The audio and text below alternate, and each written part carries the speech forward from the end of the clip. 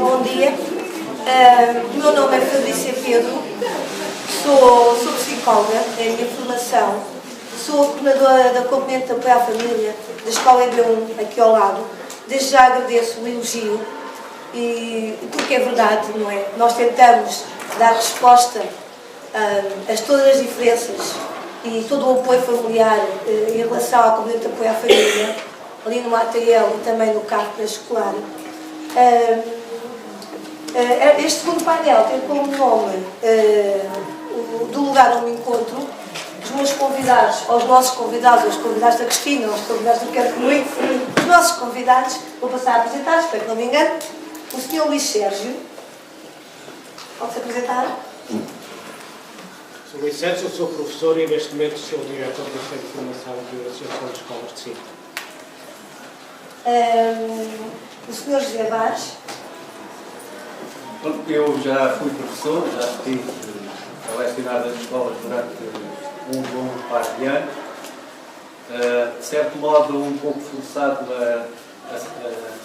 em verdade pela apresentação, e neste momento mantenho-me interessado e atento pelos problemas que afetam a educação. A Evelise. Sou afiliada na ATL, Associação de Pais da Escola EB1 Rio do Norte. O Arthur. Bom dia, sou o meu nome é Arthur Garcês, sou aluno da Escola Secundária Paulo Alberto Neto em Queluz. E o Sr. Luís Chaves. Eu neste momento sou pai, já fiz parte da Federação de Pais de Sintra, da FAP Sintra, fiz parte de algumas associações de pais de Sintra, Mestre Domingos Saraiva, EB1 de Algueirão, Escola Piloto, Escola Secundária Mãe Martins, fiz parte da Comissão de Proteção de Crianças e Jovens e Risco em Sintra. Neste momento estou a residir fora do Conselho, mas não deixo de deixar o meu contributo. Para além disso, sou funcionário público no Instituto da Habitação, sou presidente de uma instituição regionalista e sou toureiro e tenho montes de atividades fora aqui o Conselho de Sintra, de maneira que tenho um contributo que já participei na Federação de Pais de Sintra e este assunto não me é estranho, porque não é só nas escolas que tem o bullying, vamos ter bullying noutras situações também. Palmas para nós. Muito bem. Como coordenador da Componente da Família e que estou no terreno, nós paramos com várias situações diárias e que muitas vezes, e no encontro que a Cristina disse e outras pessoas, os conflitos vão sempre existir. Seja qual for a instituição, a empresa, os conflitos existem. Mas é preciso compreender porque é que existem e é preciso ajudar. No caso do bullying, não posso dizer que esta escola não sofre de bullying ou não tem bullying, porque tem, não é? Se calhar não tão acentuado ou tão grave como os casos que todos nós conhecemos e também o que foi descrito aqui pela Yolanda, os nomes é que é. Mas o que eu sinto aqui da EB1, Jardim de Infância de Massamá, nós não temos grandes problemas acerca da violência.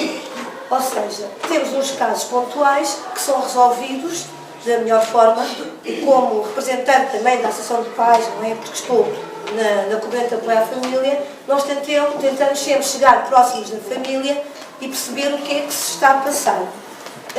As diferenças entre as crianças são trabalhadas, e são trabalhadas através do diálogo, através da motivação, através do contributo positivo.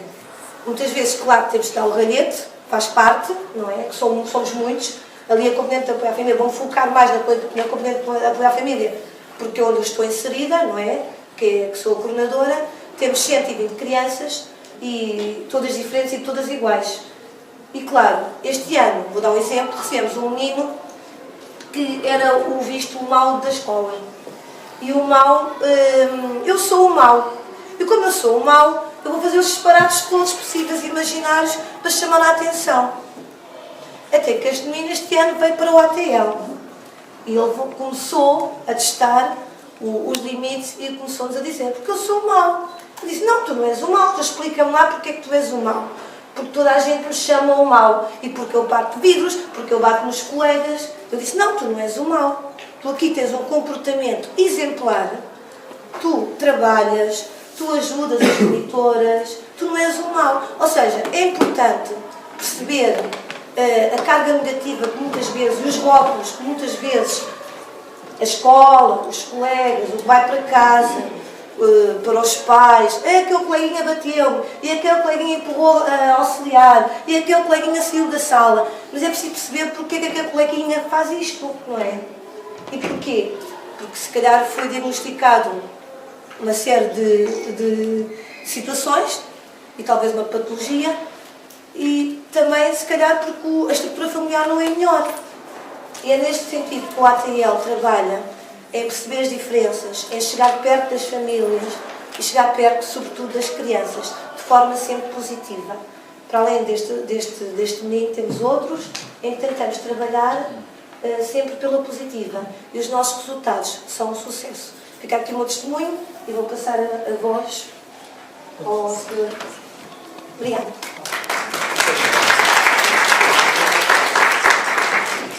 Eu, antes de começar, como diria o outro, eu tinha um filme para vos passar, mas para não vos atrasar aí no almoço, resolvi ultrapassar essa parte.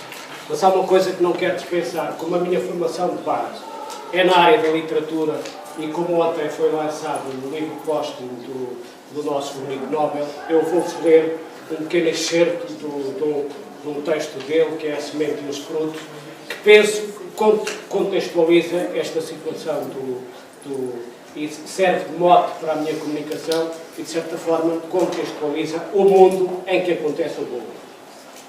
E diz o José Saramago, isto é de Las Palmas, 20 de fevereiro de 1994, A Semente e os Frutos. Se o homem não for capaz de organizar a economia mundial de forma a satisfazer as necessidades de uma humanidade que está a morrer de fome e de tudo, que humanidade é esta?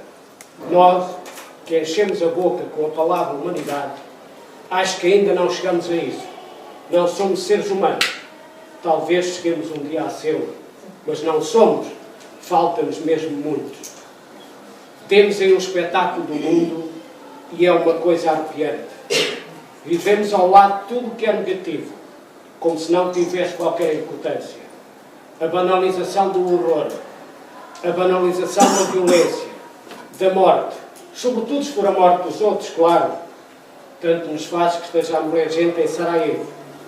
E também não devemos falar desta cidade, porque o mundo é um imenso Sarajevo.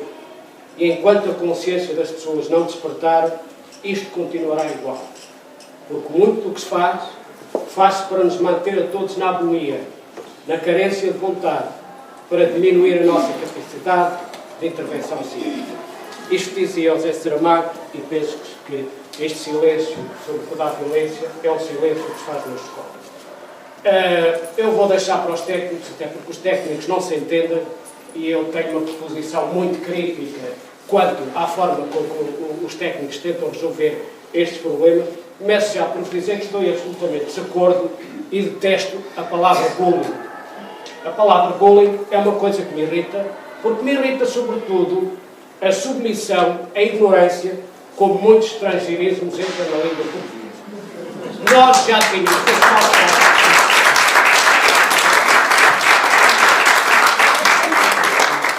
Nós já tínhamos os maus tratos, a violência sobre outros, muitos antes dos ingleses, os alemães nos virem dar lições de bullying. Se ainda não deram conta, ficam já a saber que na língua também há maus tratos, são os chamados tratos de colega. E ainda há bem pouco tempo, uma economia mais forte impôs à fraca economia de um país de dirigentes políticos medíocres um acordo ortográfico absolutamente desastroso. E a sabedoria popular portuguesa, a muito rica sabedoria popular portuguesa, há muito que respondia e apontava estratégias para responder isto.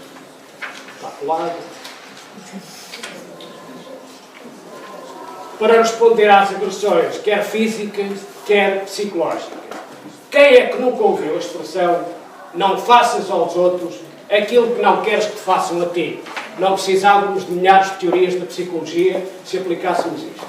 Na verdade, bastava-nos recorrer à milenar sabedoria do povo português, chegava-nos a perceber e ser capaz de transmitir às gerações mais novas toda a riqueza e todos os valores de justiça e de respeito pelo outro e de humanismo que encerra a expressão citada. Mas por onde andam os valores? Será que eles estão na escola? E estarão fora dela? Voltaremos ao assunto. Por agora, interessa antes de mais definir o que entende por maus tratos. E hoje, se calhar, até vos faço o favor de aceitar que lhes chamem bullying, senão não nos entendemos aqui sobre nada. Numa definição que não é minha e que em parte já foi aqui dada, mas na literatura especializada sobre o tema, considera-se que existe bullying, português, maus tratos, violência sobre o outro, quando uma pessoa mais forte e mais poderosa magoa ou assusta uma pessoa mais pequena ou mais fraca deliberadamente, de forma repetida. E como se pode ver pela definição, esta forma de violência não é património dos ingleses, dos americanos ou dos alemães. Se bem que estes últimos são quem nos trata pior. Isso poderão ser contas de outro rosário, mas se calhar até nem são. Na verdade, o problema é muito antigo e não apareceu há 4 ou 5 anos, como disseram aqui. Até há quem diga que começou com o ciumento Caim quando assassinou o irmão Abel. Ou desde que o primeiro homem das cavernas resolveu impor as suas decisões à mocada, dando com a clava na cabeça dos outros. E aqui já repararam que eu ainda não comecei a falar nas escolas, mas já estou a falar nas cavernas e dos homens das cavernas. Portanto, se calhar já nem ando mais nas escolas. Estamos perto, sem dúvida. E, na verdade, cada vez mais as nossas crianças passam demasiado tempo na escola. Por isso é que elas não estão nas ruas, não estão em lado nenhum. A carga horária que estão sujeitas é uma violência. Estarem ao trabalho de ver, há crianças com 12, 13 anos, passam mais de 40 horas na escola. E com horários absolutamente desorganizados. Portanto, a carga horária que estão sujeitas, essa é uma violência. E quase podemos dizer e afirmar que as escolas estão organizadas, mas sim organizadas para a violência, para os maus tratos, e depois o resto vem tudo por arrastar. Vamos então à escola. As escolas, imitando o que se passa à sua volta, e sendo os muros das escolas incapazes de suster os males da sociedade, são hoje o lugar excelso e predileto onde acontecem muitos dos maus tratos e da violência sobre o outro e sobre os outros. Nem sempre acontece de uma forma clara, é verdade. A maior parte das vezes é muito subtil, escondido do adulto, nem sempre os sinais são evidentes, e mesmo quando os sinais são claros e perceptíveis, nas escolas e na sociedade, há muita dificuldade em atuar. Nas nossas escolas, sobretudo nos recreios e espaços escolares, impera cada vez mais a lei do mais forte, do refia, do gangster, que tudo e todos dominam. Dizia eu que estamos longe das cavernas, mas a verdade é que nas nossas escolas a resolução de conflitos pela violência e com violência acentua-se. Nos pátios de algumas escolas e em algumas salas de aula, em muitas salas de aula, a forma mais comum de comunicação, de saudação, são a batida, a agressão física ou psicológica. Parece-me que ainda estamos longe, estamos nas sombras, ainda não atingimos a luz que o Platão tanto aspirava. E não pensem que eu estou a exagerar. A caricatura parece-me que é pequena para males tão grandes. Pois se acham que exageram, vejam no que se transformaram as nossas escolas nos últimos tempos. Aliás, eu até quero pedir-vos desculpa por utilizar a palavra escola, porque elas encerram, e no discurso e terminologia oficial já não há escola. Se forem ler a legislação, temos unidades orgânicas. As escolas morreram. E a linguística, quem dominar um bocadinho de linguística, a linguística significa muito. É uma apropriação de poder e é um conceito para a prática. Isso nada é por acaso. Nas escolas, a organização é tudo. Viram que deixaram de ser escolas e são a organização. Mas, a meu entender, são sobretudo desorganização para a violência, para os maus tratos, aquilo que quiserem chamar, até o bullying. Há um provérbio japonês, que, para além dos nossos, que também são extraordinários, os japoneses são pródigos em bons provérbios para definir a vida e as coisas. E é um provérbio japonês que eu acho que se aplica aqui mesmo ao que se passa nas nossas escolas. Dizem eles assim: a água toma sempre a forma do vaso. Na verdade, segundo a abundante literatura da especialidade, e aqui vou pegar algumas coisas que já foram ditas, os fatores organizacionais da escola e a cultura da escola, das escolas, poderão propiciar o desenvolvimento de comportamentos de violência, de bullying. E de entre os fatores ambientais que facilitam e influenciam o desenvolvimento deste tipo de violência, destacam. Aqui é que teria sido bom projetar, mas íamos perder mais tempo. Ao contrário do que alguém disse que a dimensão das escolas não influenciava, eu posso dizer que consultei, não os li todos, mas contei-os ontem 19 livros para preparar a intervenção e todos os especialistas apontam que a dimensão das escolas maiores referem à existência de maior percentagem de violência. Isto que não era preciso estudos. Quem anda lá percebe isso. As escolas que têm regras claras de conduta referem menos violência. Número de alunos por turma. Há uma relação direta entre o número de alunos por turma e uma menor violência. Práticas disciplinares justas e células. As escolas em que os alunos classificam as práticas disciplinares de justas referem menos violência. Participação nos processos de tomada de decisão. E eu repito, participação nos processos de tomada de decisão. Quem é professor e está na escola sabe bem o que isto significa. As escolas em que os responsáveis administrativos e pedagógicos, especialmente os responsáveis por manter a disciplina, oferecem aos professores, funcionários, alunos e pais oportunidade de participação nos processos de decisão, apresentam menos violência. A coesão entre o corpo docente, a coesão entre o corpo docente de professores e os responsáveis pela manutenção da disciplina da escola está relacionada com uma menor violência. Controlo discente. As escolas onde os alunos mencionam que controlam as suas vidas referem à existência de menos violência. Respeito pelos dirigentes escolares. As escolas em que os responsáveis por manter a disciplina não são respeitados pelos alunos referem mais violência. Educação para os valores. As escolas em que se trabalham os valores apresentam menos violência. Educação para a não violência. As escolas em que se praticam formas alternativas e assertivas de gerir conflitos referem menos violência. Ora, acreditando nestes especialistas, e eles não serão todos mentirosos nem malucos, em Portugal está-se a fazer tudo ao contrário. Estamos perante um mundo às avessas. E o que é que nós temos? Escolas de dimensão hipermercado. Os mega-agrupamentos, que em alguns casos atingem mais de 3.500 alunos, quase 400 professores.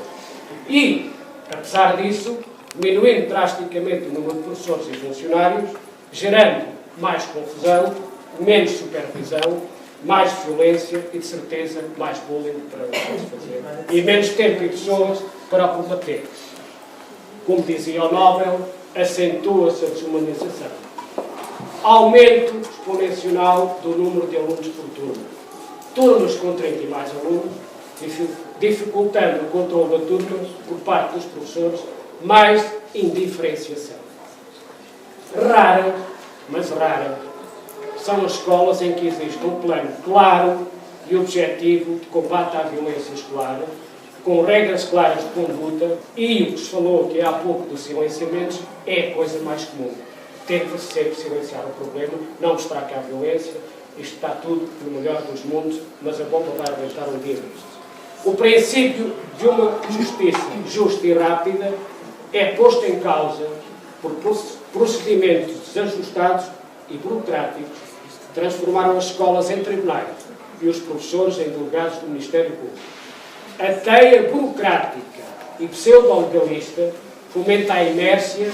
Era a primeira coisa que os nossos avós sabiam, mesmo aqueles que não iam à escola sabiam que uma causa teria sempre um efeito. E nós arranjamos mil e uma desculpas, e aqui são as desculpas da psicologia, eu estou a provocá-las de propósito. Reviver momentos já passados e partilhar algumas experiências deste lugar em que me encontro. E este lugar em que me encontro, não sei se é um local privilegiado para olhar a escola. Esta escola que o Luís dizia que não existe, e de facto eu também tenho muita dificuldade em a ver. Como escola não vejo, e então ultimamente a atrapalhada tem sido imensa e eu fico verdadeiramente assustado com isto. E lembrei-me de olhar assim lá muito para trás, para os meus tempos de menino, e tentar escolher alguns momentos em que conseguíamos ultrapassar a conflitualidade. Este fenómeno é muito antigo. E eu recordo-me, penso que na minha segunda classe, portanto já lá vão muitos anos, o Vasquinho era continuamente assediado, torturado, porque era Vasco. Reparem aos anos que isto aconteceu. No meio rural. Não foi na cidade, foi no meio rural.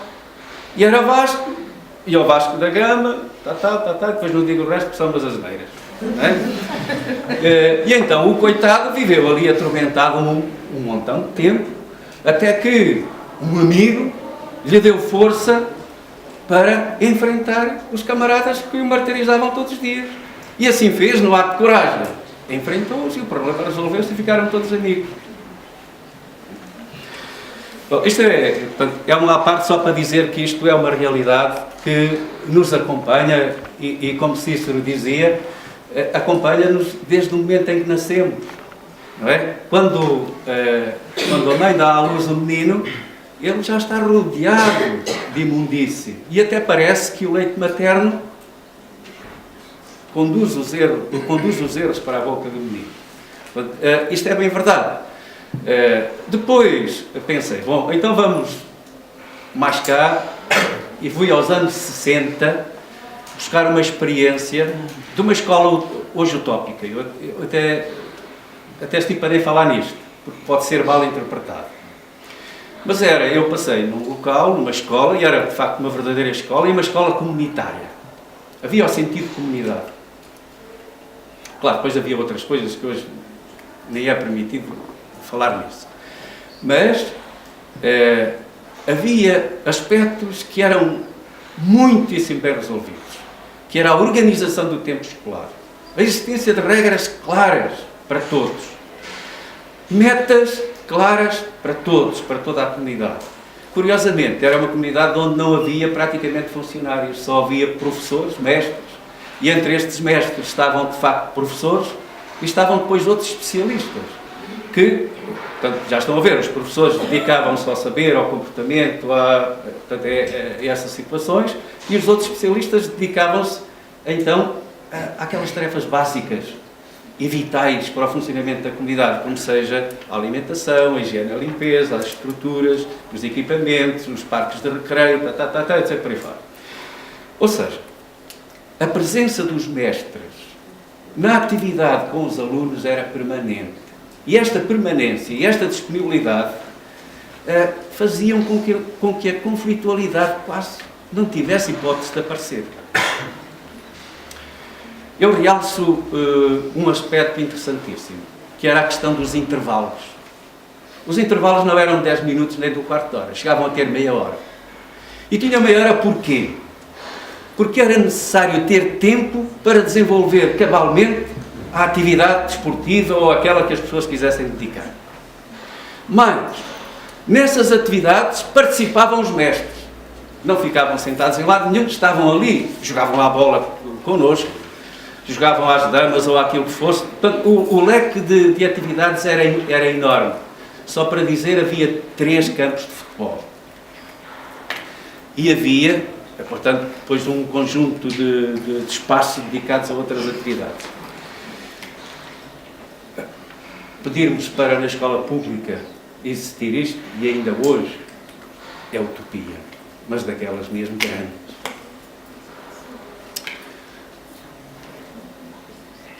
Chegando um pouco mais aqui aos nossos dias, gostava também de partilhar convosco uma outra experiência, esta de uma escola nos tempos da reforma educativa, em que se trabalhava muito aí na área escola e essas coisas. Penso que estão lembrados, pelo menos os do meu tempo se lembrarão disso. Isto não é tão antigo assim, não é? Dos anos 90. E tive o privilégio de conviver com colegas numa escola, e também a considero uma escola, não aquilo que temos hoje, em que a quantidade e a qualidade de projetos era de tal ordem que o envolvimento dos alunos era permanente. E mais, como essa escola gozava de uma localização especial, ou seja, ficava assim um bocado fora de meio, o que acontecia é que os professores, inicialmente um pouco contrariados porque não lhe dava jeito de ir para casa, e ficavam ali, mas depois adoravam aquilo como eu adorei. Porque tinham a possibilidade de trabalhar com os alunos, não só nas aulas, mas num montão de atividades. E os alunos sentirem que aquela escola era a escola deles. Reparem que as vedações, mesmo as próprias paredes da escola, eram pintadas, lembro-me perfeitamente, por alunos e professores em projetos das disciplinas da especialidade. Mas depois, em tempos, que não o tempo da aula, mas em tempos dedicados a estas coisas, faziam-se disto numa escola. E, de facto, isto era uma escola. Depois, eu penso que isto hoje também é um pouco utópico. Mas também, às vezes, vale a pena viver de utopias e pensar, projetar lá para dentro, para ver se somos capazes de partir o vaso. Depois estive numa outra escola, uma escola em instalação, quando para lá fui. E tivemos a sorte de haver espaço e de o corpo docente que ali estava ser relativamente jovem e muito motivado para fazer coisas. Então, porque havia espaço e porque havia professores, e porque esses professores estavam motivados, não me parece que seja o que acontece hoje, integravam-se em tudo aquilo que havia para fazer na escola, para o bem-estar de toda a comunidade, não só dos alunos, de todos. E a presença deles junto dos alunos também era constante. Reparem, havia espaços para a informática, para a ludoteca, para a biblioteca, para a fotografia, para a produção de áudio e vídeo, para a música, para o teatro, etc, etc. A lista ainda poderia ser prolongada. Cada um destes espaços tinha pelo menos um professor que o orientava. E, associado a esse professor, existiam alunos mais velhos do oitavo e do nono ano, que enquadravam as equipas e faziam com que elas funcionassem, mesmo quando, por algum motivo, o professor não estava. Isto levava a que os alunos, e estes do oitavo e nono ano, se sentissem a sua autoestima em cima, se sentissem valorizados e, ao mesmo tempo, todos os outros mais pequenotes se beneficiassem de um acompanhamento mais saudável, em que a relação entre eles era mais forte e em que a conflitualidade teria mais dificuldade em aparecer. Bom, isto é verdade, são coisas que eu vivi. Depois,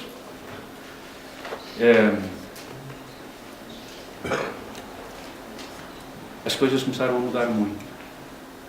E ainda me lembro do primeiro curso de Educação e Informação que coordenei, e foi um curso excepcional, com um sucesso fora daquilo que era habitual.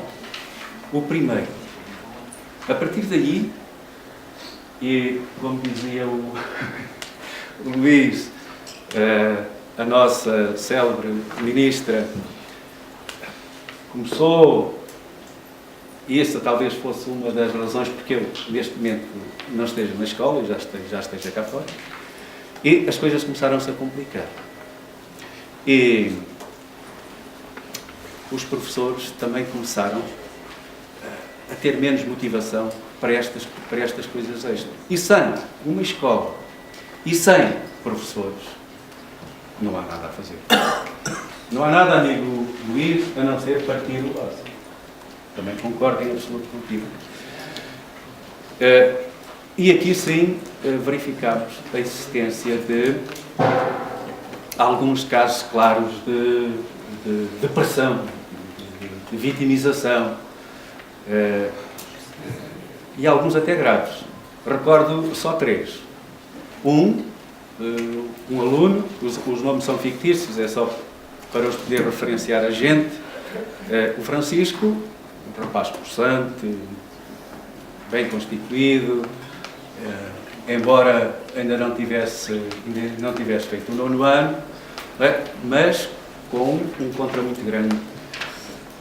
A pobreza afetava-o e afetava a família, e provavelmente isso traria consequências no seu comportamento. É claro que era extraordinariamente fácil chegar a um pequenote do 6º ano ou do 5º ano e, com relativa facilidade, o intimidar para lhe extorquir dinheiro, ou maçãs, ou uns bolos, ou para fora. E numa determinada altura sou alertado para esta situação. Olha que o Francisco, não sei o quê, anda a fazer isto. Claro, chamei o rapaz, falei com ele, não é? E ele teve sempre muita dificuldade, depois de uma série de conversas e de abordagens do problema e de toda a calma e compreensão, ele teve sempre muita dificuldade em admitir que estava a fazer mal. E os pequenotes que iam sendo identificados, que eram quase sempre os mesmos, também tinham muita dificuldade em dizer que aquilo era verdade. Que estavam a ser pressionados, que estavam a ser roubados, De facto, há aqui um trabalho a ser feito, não só do lado do agressor, mas do lado da vítima, que não é fácil de executar e que, para isso, é necessário que os professores estejam motivados para poder abordar estes trabalhos. Já não estou a falar na formação, efetivamente isso é necessário. Suprir muitas deficiências de formação pelos seus próprios meios, através da reflexão, da investigação, do trabalho, da crítica que faz sobre a sua conduta e o seu comportamento. Penso que é bastante possível. Já não direi o mesmo para outros técnicos e outro pessoal que habitualmente temos nas escolas. E é preciso que esses professores não andem a preencher grelhas, nem questionários, nem outras coisas mais, para que possam estar com os alunos no espaço onde devem estar, inclusivamente a almoçar com os alunos. Qual é o professor que hoje pode almoçar com um aluno no refeitório? Impossível. Eu estive em escolas onde sempre almocei com os alunos, com as minhas turmas, íamos almoçar sempre que era possível. Nesta última escola em que estive, impossível almoçar com os alunos. Não há tempo para isso, temos que fazer outras coisas. Os intervalos. Intervalos, a organização da escola portuguesa é um caos. Não tem organização nenhuma neste momento. Os intervalos são o quê? Aquilo serve para alguma coisa? Eu entendo que não. Deste lugar onde me encontro, eu entendo que não. Enquanto lá estive, também entendia que não. Eu queria muito estar com os alunos no intervalo e brincar com eles. Mas não podia, não tinha tempo para fazer isso. Eu até ainda mantinha disposição para o fazer. Mas não tinha tempo, tinha que fazer outras coisas inúteis. E isso, de facto, é que é um bullying daqueles mesmo muito pesados feitos sobre o professor. E eu sofri bullying desta maneira.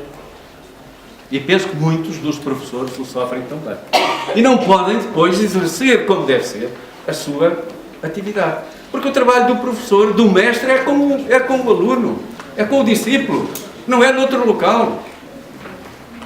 E para isso há o refeitório, há a sala de jogos, há a sala de convívio, há aqueles locais para onde mais ninguém vai a não ser os alunos. Eu conheço escolas em que há locais, lugarinhos, em que só lá vemos meninos e meninas. Não vemos lá nem auxiliares da ação educativa, nem mais ninguém do pessoal adulto. E é como digo, eu detesto polícias, detesto mesmo. E toda a ação do educador não pode ser uma ação de polícia, mas tem que ser uma ação de presença e de partilha e de criação de harmonia e de valorização do trabalho e de valorização da brincadeira e de valorização das pessoas.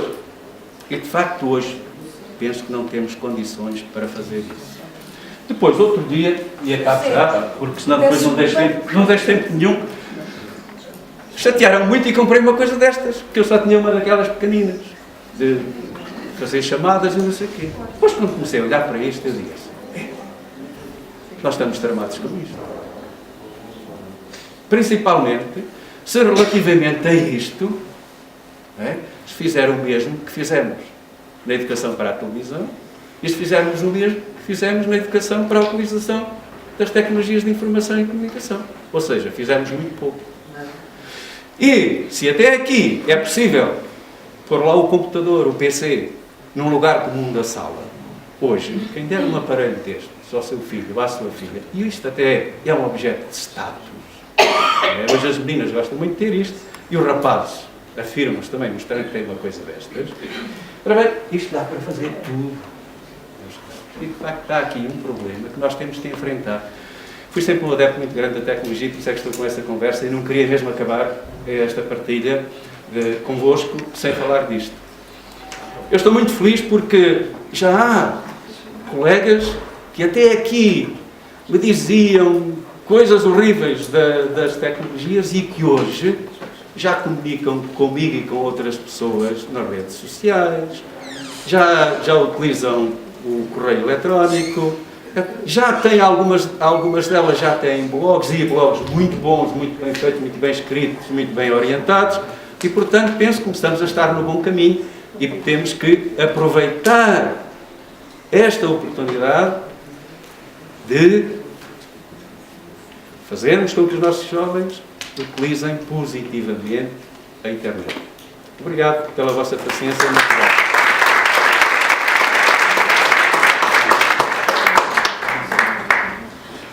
Boa tarde. Antes de mais, queria agradecer à FAB Sintra e à Associação Quero-te muito pelo convite. Espero ser breve e clara e cumprir os meus objetivos pelo qual estou cá hoje. Não vou falar como auxiliar do hotel, mas sim como pessoa, como uma cidadã da nossa sociedade. Sou cabo-verdiana, estou cá em Portugal há 5 anos. Espero ser clara e que a minha mensagem seja bem passada.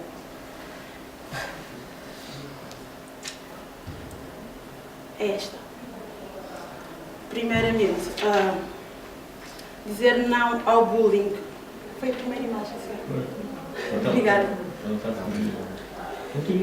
Diga não ao bullying, não à prática, partilha e qualquer ação, seja ela física, verbal ou psicológica.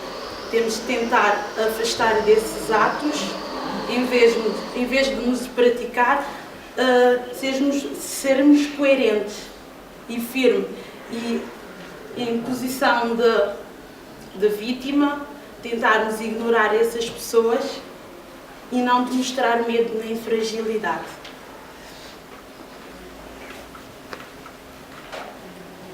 A segunda imagem que eu trago é uma imagem bastante forte.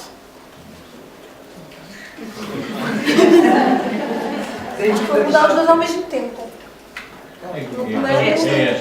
Esta segunda imagem é uma imagem bastante forte, que a mim diz muita coisa, que muitas vezes estamos a falar com certas pessoas e não temos a percepção das nossas palavras e das palavras que nós estamos a dizer. E muitas vezes estas palavras magoam e atingem outras pessoas com grande intensidade. Digo isso porque eu sofri de uma grande depressão e muitas vezes as palavras que as pessoas me diziam, pessoas muito próximas de mim, as palavras agrediam-me e eu sentia muito em baixo e algumas das palavras cada vez me deixavam mais abaixo. E temos de ter atenção muito às palavras. Ao abrir a boca para dizer qualquer coisa a uma pessoa, seja ela amiga ou inimiga, pensamos 2 vezes o que vamos dizer da boca para fora, porque certa palavra pode levar a um suicídio. Digo isso da experiência própria. Número 3, que é esta imagem pequenino e o dedo indicador. é uma coisa muito feia, estamos sempre a dizer aos meninos, os pais sempre ensinam aos filhos, não apontar o dedo. Isso nem só para as crianças, como também para os adultos. Apontamos o dedo por causa do racismo, ele é preto, ele é branco, ele é amarelo. O sexismo, porque ela é mulher e vai trabalhar nisto. Porque, entre aspas, os homens muitas vezes têm a mania de dizer, oh, somos os mais fortes, nós é que temos capacidade para o tal. Mas as mulheres também têm capacidade. A social, sou mais rica do que tu, tenho os ténis de marca e tu não, o teu é de chinês, também é uma coisa que temos de tentar pôr de lado e chamar a atenção para as nossas criancinhas. Homofobia, também temos de sensibilizar os nossos jovens e as nossas crianças perante esses atos e como falar com uma pessoa que aceita essa postura como da sua vida. Deficiências, não pôr de lado os deficientes, muitas vezes dizer que essas pessoas não têm capacidade para gerir um certo funcionamento, não dá para trabalhar porque ele é deficiente, porque muitas dessas vezes são pessoas intelectuais que têm mais capacidades que nós que dizemos ser pessoas normais e sãs. Religiosa, a questão da religião, temos de respeitar a religião uns dos outros para que as outras pessoas possam respeitar a nossa religião. O peso e o tamanho, os mais gordinhos e os anãs, ou muito alto porque é uma girafa. Também temos de sensibilizar os nossos pequeninos que não se deve e nem apontar o dedo para dizer ou tal, ela é muito gorda ou é muito gordo, não pode jogar futebol, ele é muito alto, não vai conseguir passar aquela porta. Atenção. Nativismo. Hoje sou eu que estou aqui no vosso país, sou uma imigrante, foi bem aceita por grande parte das pessoas que eu conheci, por outras nem por isso. Mas fui eu que tive a necessidade de vir cá, mas também pode ser vocês que têm a necessidade de sair daqui para ir para o meu país trabalhar. E convém termos braços abertos para receber essas pessoas e não dizer não, porque ele é preto ou porque ele é chinês, não vou dar trabalho a essa pessoa, porque os pretos só servem para roubar. Temos de ter também um bocadinho de atenção perante isto. E as aparências, porque eu ando com uma roupa mais desportiva, mais descontraída, não quer dizer que eu não tenho capacidade para ter um cargo de médico ou de professor, ou de deputado. Lá está, os deputados andam sempre engravatados, mas são boas pessoas. E se fosse tu? E se fosse tu que estivesse noutro país? E se fosse tu que estivesse a sofrer de bullying em vez de ser o agressor? Fica aqui uma questão para nós refletirmos. E se fosse eu uma lésbica, como é que as pessoas iriam ver a minha pessoa? Será que iriam me aceitar no meu trabalho porque eu sou uma auxiliar? No ATL? Será que alguns dos pais iriam dizer que eu ia passar influência para as crianças? Número 5, que é a última. Dizer stop ao bullying. Que é uma coisa muito difícil, mas temos de tentar sensibilizar os nossos jovens, as ações, sensibilizar os jovens, as escolas e as associações que trabalham com jovens e crianças. Eu penso que foi um bocadinho confusa, não sei, mas espero ter passado.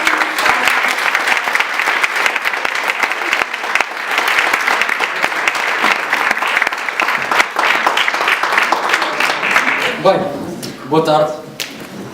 Eu estou aqui a falar na posição de aluno, ou seja, começo já por dizer que eu percebo do fundo do coração eu percebo que estejam aqui a ser maçados, porque eu tenho aulas todos os dias, eu sei como é que é.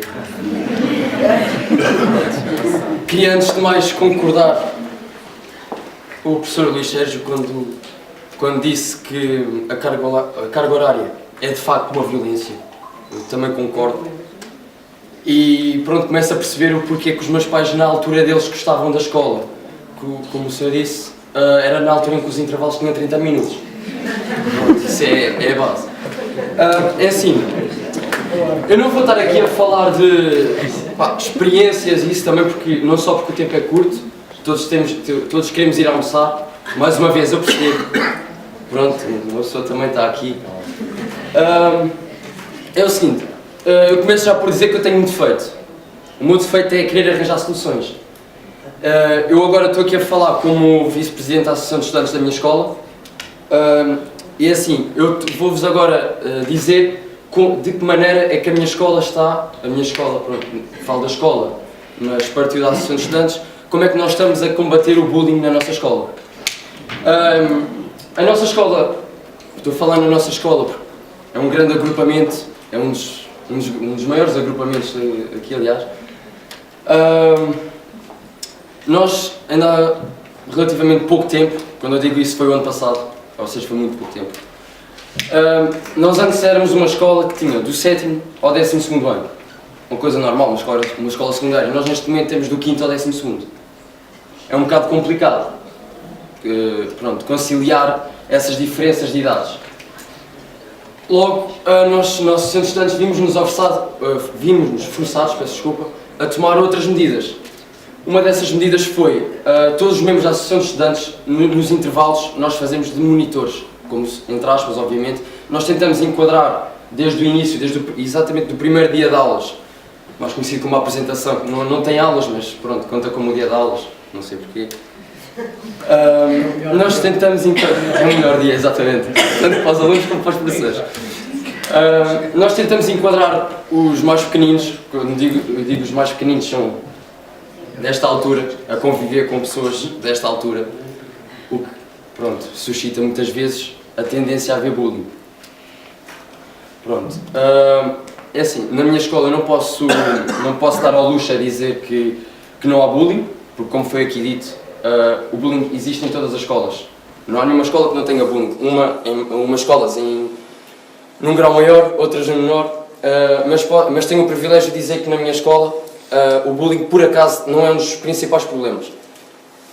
Pode não ser por causa das pessoas, pode não ser por causa, pronto, isso tudo, mas sim porque nós tentamos precaver. Não combater depois de acontecer, mas precaver. Pronto, nós vimos esse facto do 5º ano, fizemos isso. Isso tem a ver com cortar o mal pela raiz. Pronto. É o seguinte, eu também não vou estar aqui a discutir termos técnicos, porque eu estou aqui como aluno, logo obviamente não tenho o 12º. Portanto, não tenho qualificações para estar aqui a discutir os pormenores técnicos que eu estou a falar. Pronto. Pronto. Não tenho aquela linguagem. Já é algo da experiência. Não sou totalmente inexperiente. Pronto. Eu estou aqui. É o seguinte: todos os problemas se devem selecionar por dentro. Certo? O bullying é maioritariamente falado entre alunos, crianças. Pronto. Não é só nas escolas, mas também estou aqui a falar no âmbito de aluno. Logo, estou a falar no que se passa nas escolas. As vítimas de bullying normalmente começam a ser selecionadas pela maneira como se vestem. É errado, eu sei, mas infelizmente essa é a mentalidade das escolas. Penso que toda a gente sabe, eu estou aqui a falar como aluno. Nada melhor que um aluno. Normalmente um aluno sabe, pronto, como é que as coisas funcionam dentro de uma escola. E isso é uma coisa muito importante numa escola. Eu não sou exceção à regra, é verdade. Sou um bocado vaidoso. Pronto. Mas somos todos, adolescentes são todos. E normalmente as vítimas de bullying são aquelas que, lá está, têm aquele excesso de, como é que foi dito? Proteção maternal, exatamente. Que é quando, normalmente, os pais, ou os carregados de educação, normalmente, infelizmente, podem não ser os pais, dizem, não, tu vais vestir isto. E pronto, isso reserva um bocado a pessoa, fica um bocado reservada, vai para a escola e normalmente são indícios de bullying.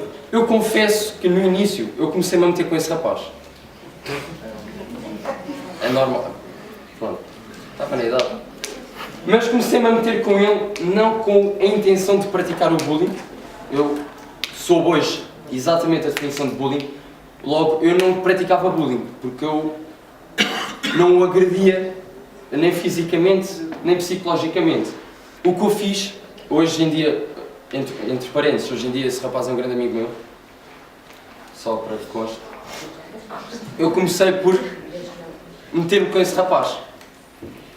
Mas meter-me porque eu já andava a reparar que ele andava a ser vítima de bullying. Mas um bullying muito à frente. Aquele bullying... é um bullying, como é que eu ia te explicar? Muito acentuado, exatamente. Como é um bullying tão à frente que, mesmo passando pronto, na rua, me via mesmo que o rapaz tipo, andava sempre assim, coitado, estava muito em baixo. Tinha uma autoestima extremamente baixa. Usava aqueles óculos fundo de garrafa, usava aquelas calças largas, parecia que andava na faculdade. O chamado cromo, não é? Exatamente, na gíria colegial. Chamado cromo. Eu confesso que me comecei por meter com esse rapaz. Mas o que é que eu fiz com esse rapaz? Eu meti-me com ele de forma a mudar o seu eu. A fazer com que esse rapaz retaliasse. Certo? Deixasse de ser vítima sem saber que eu estava a ajudar. Comecei por gozar, entre aspas, com ele, com a maneira de vestir. Mas quando gozava, dizia-lhe como é que ele haveria dar a volta. Estão a perceber a ideia? Aquela psicologia que uma pessoa treina quando quer pedir algum favor aos pais. É aquela maneira. Pai, pus isso em prática na escola. Infelizmente não se aprende nas aulas, mas devia-se aprender. Isso para os rapazes, isso costuma dar jeito, assim, para as raparigas. E para as raparigas também, os rapazes às vezes também, mas os rapazes são mais facilmente manipulados. Comecei-lhe a dar assim a volta. Eu, ao gozar com ele dessa maneira, eu comecei a ver que ele, uma semana depois, veio com um corte de cabelo diferente. Depois, na semana a seguir, já vinha assim vestido de uma maneira mais esportiva. E começou a andar comigo. Certo? Uma maneira de gozo, mas começou a andar comigo. E eu comecei a fazê-lo ver como é que a mentalidade das pessoas funciona. Eu estou a ver aqui pessoas jovens, ou seja, ninguém me vai deixar mentir quando eu vou dizer que toda a gente quer ser social na escola. Certo ou errado? Pronto. É certo ou errado? É errado. É certo. Pronto. Como também foi aqui dito, faz parte do próprio ser humano, não é só da escola. Ninguém gosta de viver na insignificância. E na escola pronto, somos mais novos e nós sentimos a necessidade de sobreviver naquele meio. Mais por essas palavras. Pronto, hoje em dia ele é um rapaz que dá-se com toda a gente gosta dele. Infelizmente já não anda lá na escola. Não me perguntem porquê, não sei. Mas pronto, é mais isso. Eu comecei por gozar com esse rapaz, confesso, é verdade. Não vou estar aqui a mentir, a dizer que não, porque, pronto, é verdade. Mas fiz isso dessa maneira. Ou seja, eu no início houve uma altura que eu pensei, eu estava a praticar bullying. Sem saber, sem querer, eu estava a praticar bullying. Mas hoje vi agora nas definições, como eu não estava a agredir, eu não lhe batia, não lhe chamava com muitas palavras que estão aí, se repararem no fundo da imagem. As palavras em branco não lhe chamava imbecil, não lhe chamava estúpido, não se chamava nada disso. Eu apenas gozava com a maneira dele vestir. Gozava fogo, olha essas calças. Ei, ganda croa. Ok, acho que está aí cromo. Não foi a melhor palavra. Pronto. Acho que. Ok. É mais isso que eu queria saber, que eu queria dizer. Eu queria vos fazer ver que intervenções, tratamentos à vítima ou ao bullying, não é bem assim. vou rápido. É só para dizer que... É só para dizer que isto... Agora, afinal, não censura. Uma pessoa quando começa a falar... Quando uma pessoa começa a falar, afinal... O mal deve-se cortar pela raiz. Resumindo, o que eu queria dizer e transmitir é isso. Se os alunos têm problema, devem ser alunos a ajudá-los. Porque ninguém os compreende melhor no meio, senão alguém que vive nesse próprio meio. Portanto, eu quero também aqui incentivar, não sei se está aqui alguém das associações de estudantes, eu sabia que estava aí há bocado, mas infelizmente estou a ver que desapareceram. Mas eu queria incentivar as associações de estudantes, acho que é vou-lhe chamar de projeto, não é bem um projeto, é uma iniciativa, uma coisa que devia ser feita. A combater essas coisas, porque isso deve começar dos alunos, não dos docentes, não de psicólogos, mas sim dos alunos. E pronto.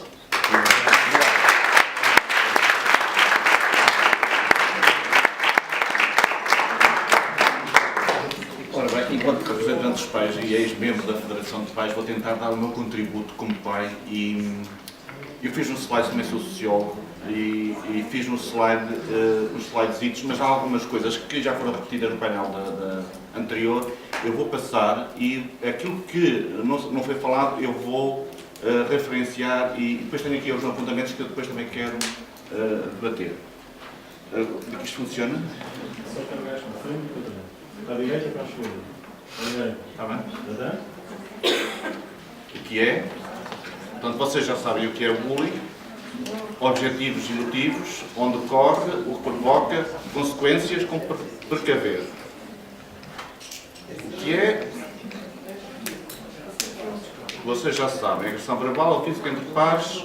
Entre pares, que eu digo, entre pares a gente já vai ver o que é pares também, há bocado falaram nos pares. Eu estou a tentar passar isto, que é para não despacharmos também para o almoço, que vocês já tiveram isto. Os objetivos e motivos, também já falaram nisto, já falámos nisto de manhã, os colegas do painel do primeiro painel, referidos, vocês já tiveram isto. Motivos, prazer de satisfação e agir com a intenção de provocar um sentimento de humilhação e sofrimento ao destinatário. Onde ocorre, em qualquer contexto social, rede social, escolas, universidades, famílias, vizinhança, locais de trabalho. Não é só nas escolas. E porquê é que vai parar às escolas e que nós estamos aqui a debater? Porque tudo vai parar lá às escolas. Porque sai da família, da vizinhança, do local de trabalho, das universidades, que vai tudo parar à escola, que é onde eles começam. E olha que no local de trabalho, onde eu trabalho, esta história agora que o governo fez, baixar o ordenado e diminuir categorias, não aumentar categorias, não promover ninguém, isto não está. Portanto, depois o que provoca? Baixa autoestima, insegurança, isolamento, doenças psicossomáticas. Mas isso vocês já tiveram conhecimento de manhã, obesidade, traumatismo craniano, destruição, glicemia, oderal, pressão alta. Tudo isto são montes de problemas, de doenças, criação de iniciativas de sensibilização para o problema, pronto, mas isso também já todos debateram isso. Eu, em relação a isso, conforme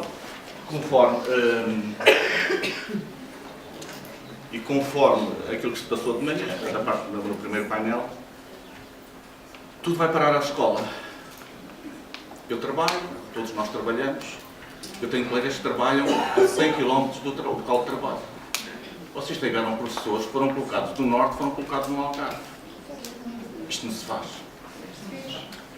Isto não se faz, não pode ocorrer. Onde é que as pessoas, os pais, têm tempo para apoiar os filhos em casa? Ou ir à escola saber o que é que se passa com os filhos na escola? Não têm.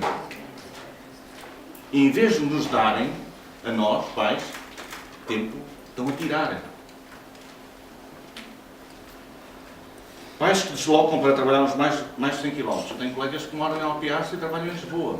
Tenho colegas que trabalham, vivem em Tomar e vêm todos os dias para Lisboa.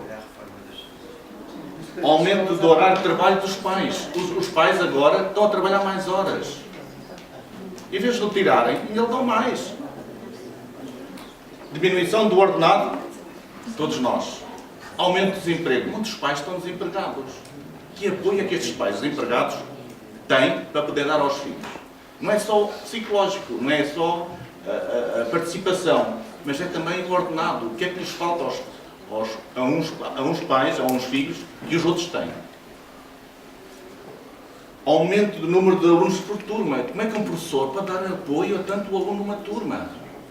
Em vez de retirarem mais alunos da turma, ainda colocam mais. Há uma regressão no ensino que nós temos que combater. E os pais têm que estar alerta e têm que chamar a atenção desta situação. Eu reforço isto. Nós temos uma Confapto, temos uma CNIR e temos uma FAP Sintra, que a FAP Sintra é conselheira, não pode, mas participa nestes órgãos, que tem que lutar contra esta situação. Aumento do número de alunos da turma, diminuição de funcionários, desmotivação dos professores. Perante tudo isto, como é que um professor que está a 200 ou 300 km de casa vai conseguir pensar em dar aulas aos alunos quando tem um filho, ou 2 ou 3 filhos em casa, com o marido? Onde é que está o reforço da família na educação dos filhos?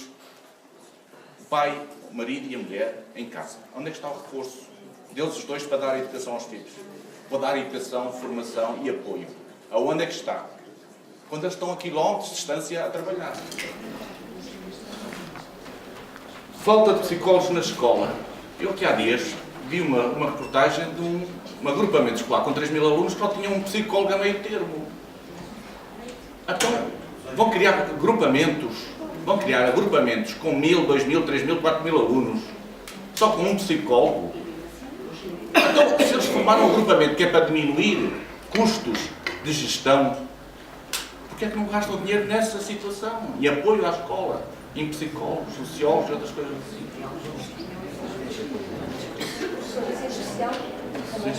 Falta de alunos, falta de professores de ensino especial, parece que isso também foi tudo à vida. Isto, assim, em vez de se investir na escola, porque é o futuro, nós estamos a começar um futuro errado, mal. Se nós tínhamos de antes, era muito melhor que agora. Havia outros investimentos, e lutava-se para ter os investimentos, e o Ministério ia colocando, ia fazendo, ia alterando. Agora regrediu-se tudo isto. Aonde é que nós vamos parar com esta situação? O que é que nós vamos fazer? Falta de verbos para apoios e atividades extraescolares. Antes tinha-se o inglês e o francês e apoios para atividades escolares. Os professores tinham uma carga horária que dava para essas atividades escolares. Isso cortou-se tudo. Como é que nós estamos a funcionar? Que apoio é que nós podemos dar? A escola passa a ser um caixote de lixo para os alunos. Está lá, estão atirados para ali. Onde é que está o apoio? Falta de funcionários, falta de apoio dos professores. O que é que está ali?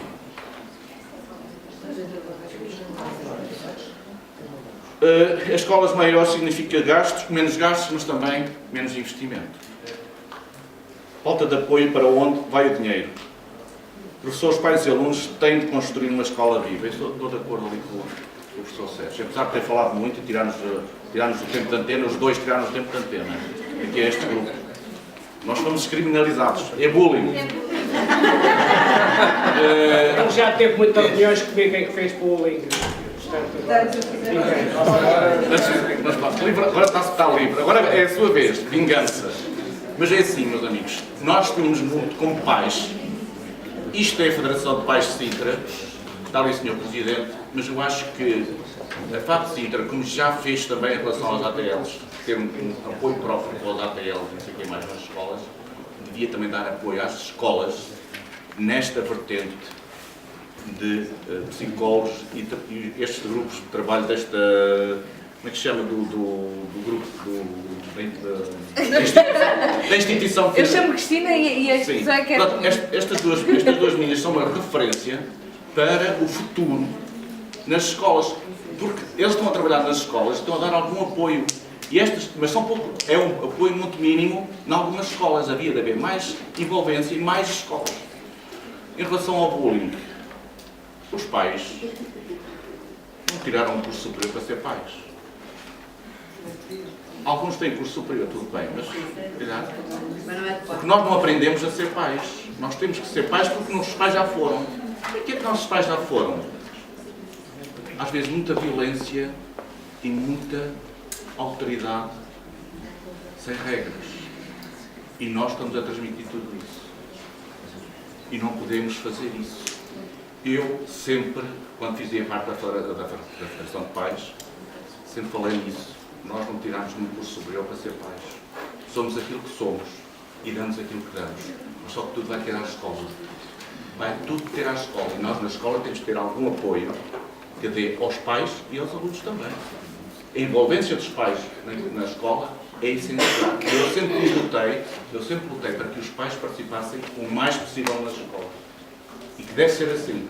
Mas uma participação positiva. Como diz ali o... Mas eu acho que é cada vez mais ao contrário, é que os pais participam cada vez menos. Pois, mas isso também... As pessoas normalmente falam onde não devem ir. Pronto, mas eu já... A minha participação Não como é? pai... Depois, onde devem ir reclamar, não vão. Pronto, mas a minha participação como pai foi positiva. Porque das minhas duas filhas, eu fiz parte de todas as associações de pais. E colaborei, ou bem ou mal, colaborei e dei o meu melhor. E fui para muito lado, criei muitas associações de pais e apoiei muitas associações de pais. E só assim é que nós vamos para esse caminho. Envolver os pais na escola. E só assim é que nós vamos ter alguns resultados e lutar contra estas questões de bullying. Não tenho mais nada para dizer.